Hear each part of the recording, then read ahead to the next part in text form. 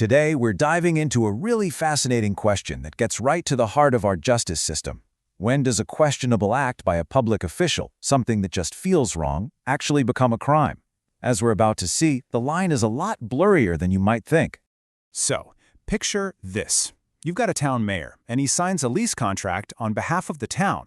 But here's the kicker. The person leasing the property? It's the mayor himself.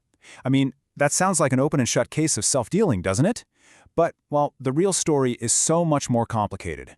So for our first story, let's head over to the municipality of Dingle in Iloilo, where one mayor's actions ended up right under the judicial microscope.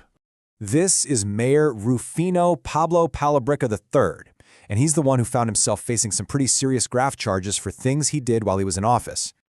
Okay, so the facts of the case look pretty damning. On a single day, January 7th, 2014, the mayor signed a lease with himself and then turned around and approved a business permit for his own pharmacy. You can see why the prosecution looked at this and thought, yep, this is a clear conflict of interest. But here's the thing. Were his actions automatically criminal? I mean, just because it looks bad, does that mean it is bad in the eyes of the law? Or did the prosecution have to meet some kind of higher standard? This is exactly where the law gets incredibly nuanced. And that brings us right to the core of this legal battle. It's really about the letter of the law versus the spirit of the law. You know, it's all about proving that there was corrupt intent. So, the mayor was charged under the Anti-Graft and Corrupt Practices Act. This law is specifically designed to stop officials from using their power for personal gain. But as it turns out, actually getting a conviction under this law is a lot harder than you might imagine.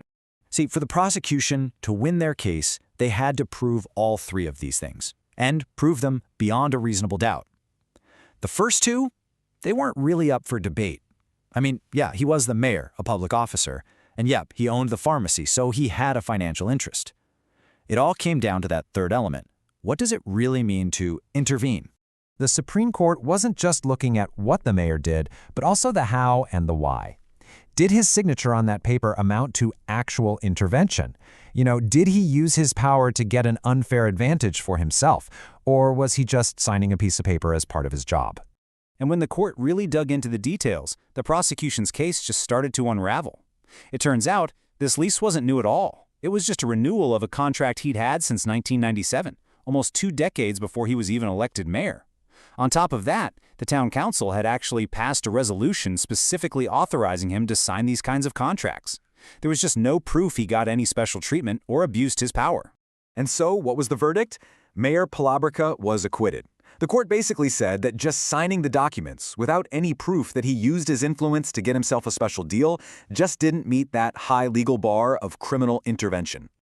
Okay, so let's look at another case that kind of builds on this same idea. This time, the issue wasn't exactly self-dealing, but it was something that looked just as suspicious, totally ignoring the public bidding process. Let's meet Mayor Lorenzo Cerezo. His story is all about dozens of contracts that were all awarded to one single company without the public bidding process that's legally required. The facts here are pretty striking, right? 21 different contracts, all handed to one supplier, completely bypassing the procurement laws. I mean, it really seems like a textbook case of favoritism. So why wasn't this an easy conviction? Well, because, and you might be sensing a theme here, the law demands more than just proof that you broke a rule. It demands proof of corrupt intent. And this is the key concept right here. Evident bad faith. This isn't about making a simple mistake or messing up some paperwork. For a prosecutor to prove this, they have to show that the official acted with a dishonest purpose or a corrupt motive. And let me tell you, that is an incredibly high bar to clear. So this brings us to a really central question. When you break a government regulation, are you automatically a criminal? Well, the Supreme Court has a very, very clear answer to that.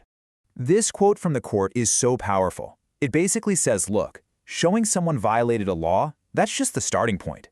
To actually convict someone of graft, you have to show that their actions were driven by corruption. And in Mayor Cerezo's case, the prosecution just couldn't do it. They couldn't show that the town got overcharged, or that the work wasn't done, or that the mayor got a kickback. Without any evidence of that corrupt intent, or that the town was actually harmed, the whole case just fell apart. So what's the big takeaway from these two acquittals? Well, they draw a very, very fine but absolutely crucial line in our justice system. This quote from the Supreme Court really gets to the heart of it all. Of course, the fight against corruption is incredibly important, but it can never come at the expense of one of our most fundamental rights, the presumption of innocence. So the key takeaway is this. There's a huge difference between a procedural mistake, an administrative error, and a criminal act of corruption. An official might be held liable for not following the rules, for sure, but a criminal conviction, that requires proving a deliberate, malicious, and corrupt intent. And all of this leaves us with a really profound final question. This high burden of proof is there to protect public officials from being thrown in jail for honest mistakes or just simple negligence. But does it also make it that much harder to convict the people who are truly corrupt?